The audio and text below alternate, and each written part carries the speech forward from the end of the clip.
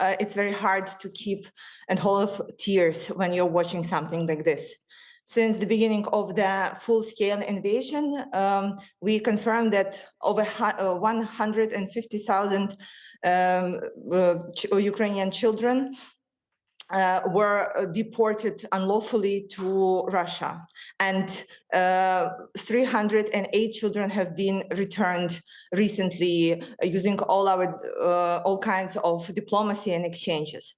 And it is extremely significant that these particular crimes of Putin and his Ombudsman of Human Rights have been documented and were a reason for the warrant for their arrest. Not the total destruction that Russia creates in Ukraine, not the full list of war crimes that the army have committed here, but the fact that they are unlawfully taking children, and it's not something that you can hide. It is something that has been proven. This person, Maria Lvova-Belova, she was proud that she has adopted a Ukrainian teenager from Mariupol. And she was very open about that. And how she had taken him, she said, well, I just took him. And this is why all her claims that the crimes cannot be proved, they can be proved, particularly by her own words.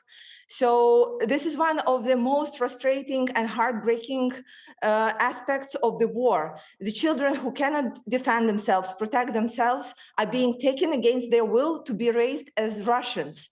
And this is something that my nation would not be able to recover in generations, because most of these kids, they have their live parents that are searching for them. They don't know what happened with them, and they have no access to their kids that are right now in Russia, have new names, have new families, and it will take decades for us to restore the justice in this matter. Russia isn't denying that they're transporting children into Russia, but they say they're doing this for the good of the children. They're offering them sanctuary from the horrors of war.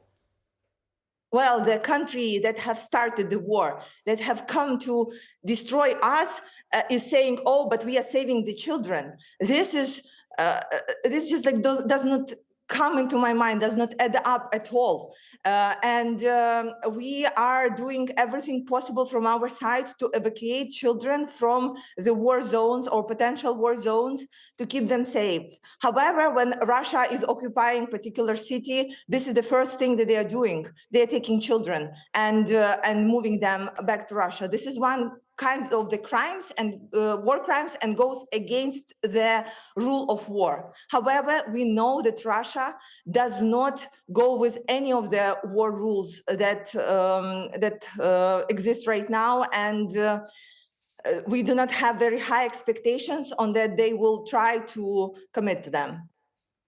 I'm just getting a little bit of breaking news, I'm being told, that Jens Stoltenberg of NATO has said that NATO allies have agreed that Ukraine will become a NATO member. That's news just in. I understand that that's what he said. So what's your reaction to that? Oh, this fantastic news. It's a very high hope of Ukrainian people. The ability to be a member of EU and member of NATO is something that is written in Ukrainian constitution. However, I will be very interested in timing. We understand that European security and the world democratic security is impossible without Ukraine right now, especially that we do have the largest army that have an experience in full-scale war, in fighting. However, the question is, what would be the process and when would this happen? I have no doubt Ukraine will join NATO, but we need for it to happen earlier rather than later, and we need to see a clear path to that.